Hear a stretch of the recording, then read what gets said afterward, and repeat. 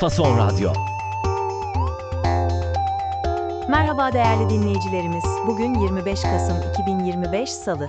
Bakü Stüdyosu'ndan herkese merhaba. Fason Radyo'da Azerbaycan'dan Haberler programına hoş geldiniz. Ben Özlem. Ben de Özlem.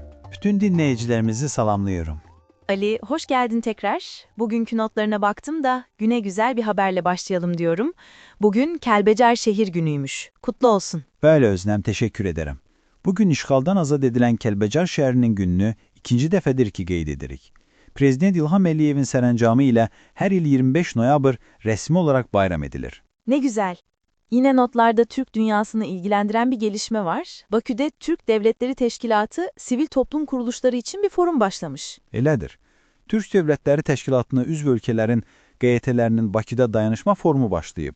Məqsəd, Türk dünyasındakı əlaqələri gücləndirmək və qurumlar arası əməkdaşlığı artırmaqdır. Bu xəbərin mənbəyi day.az'dır. Anladım. Şimdi biraz tatsız bir habere geçiyorum.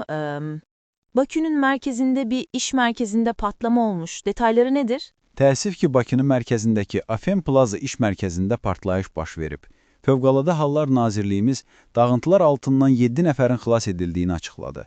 Hadisənin səbəbi hələ ki bilinmir. Araşdırma aparılır. Bu barədə həm BBC Azəri, həm də Azadlıq Radiosu məlumat yayıb. Umarım can kaybı artmaz. Yaralılara da şifalar dileyelim. Dünkü yayınımızda Ermenistan'dan gelen sivil toplum temsilcilerinden bahsetmiştik. O konuda bir gelişme var mı? Notlarında gördüm. Bəli, var. Dünən danışdığımız o nümayəndə heyəti Bakıda erməni məhbuslarla görüşmək istəyib, ancaq bu tələbləri rədd edilib. Azadlıq Radiosu və Meydan TV-nin xəbəridir. Bu da iki ölkə arasındakı həssaslığı bir daha göstərir. Anladım. Güven artırıcı adımlar kolay olmuyor demek ki. Ali, notlarda yine gazetecilerle ilgili endişe verici haberler var. Abzas medya davası devam ediyor anlaşılan.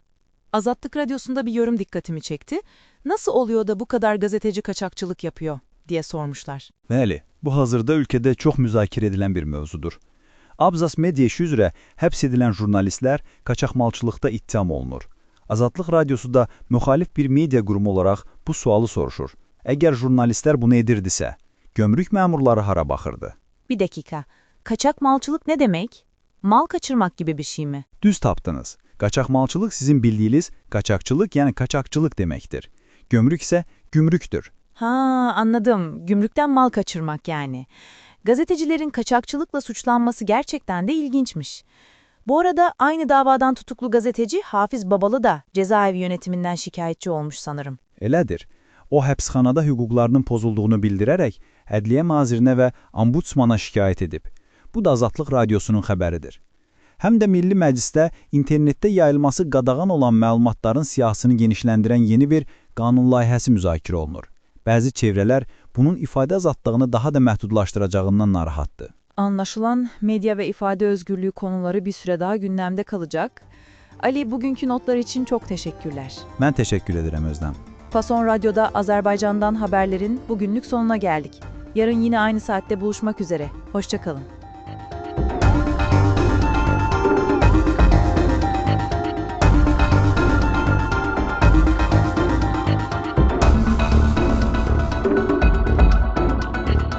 Fason Radyo.